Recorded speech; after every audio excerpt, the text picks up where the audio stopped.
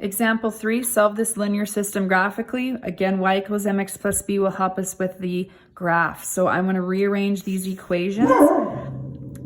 So the first equation, I'm going to get y by itself. So I want to move both of these over here. So I'm going to get 3y is equal to negative x minus 15. I'll fix that up real quick. And then I'm going to divide off the 3. So we get y is equal to negative x over 3 is negative 1/3 x. Negative 15 divided by 3 is negative 5. So we're going to graph that. So I go to b is negative 5.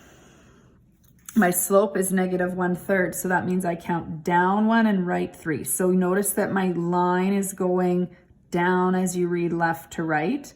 I don't really know how far to go, but I'm going to go in the other direction too. So I'll go up and left just so that you can see how that pattern continues. So up 1, left 3, up 1, left 3. And again, you really want to use a ruler so that you're accurate. Otherwise you may not get, and definitely graph paper, or you won't get the right points crossing in the right place.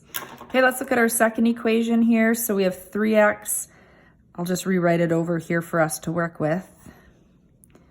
So we need to move, I get y by itself. It's actually smarter to kind of move it this way. So you can have 3x plus 5 equals y. And so that we're not looking at that backwards, I'll rewrite it out this way. So you're going to plot the y-intercept of 5. Your slope is 3 over 1. So you're going to go up 3, 1, 2, 3. Right 1. Now, if I continue that way, I'll go off the paper. I want it to cross down here. So I'm going to go down 3, 1, 2, 3, left 1. Down 3, 1, 2, 3, left 1. Down 3, left 1. Down 3, left 1. It's crossed, so I know that I've gone far enough. I can see an intersection point. Now, these examples that I've been giving you, we've had nice intersection points that cross on integer numbers. In other words, there's no fractions or decimals in our answer. It is possible that that could happen, in which case graphically you would have to estimate, or we would then probably choose an algebraic approach to solving. But I do want you to realize that that can be possible. So my answer here is negative 3 and 4.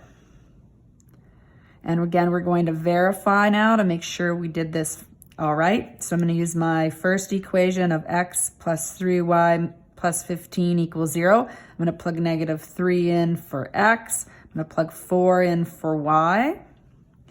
And we get negative 3 plus 12 plus 15 equals 0. Oh, sorry, this should be negative 4. I could tell already that's a great example of when I was thinking ahead here, I wasn't getting the right answer. So this should have been negative 3, negative 4. So this is a negative number, which is negative 12. So now I have negative 15 plus 15 equals 0. 0 equals 0. So it's great that I verified that because I had forgotten my negative sign there and I noticed it in my verification. So 3x minus y plus 5 equals 0. We're going to check the second equation now. So 3 times negative 3 minus negative 4 plus 5 equals 0. So we're going to get negative 9 plus 4 plus 5 equals 0. Negative 5 plus 5 equals 0, and 0 equals 0. So my solution is negative 3, negative 4.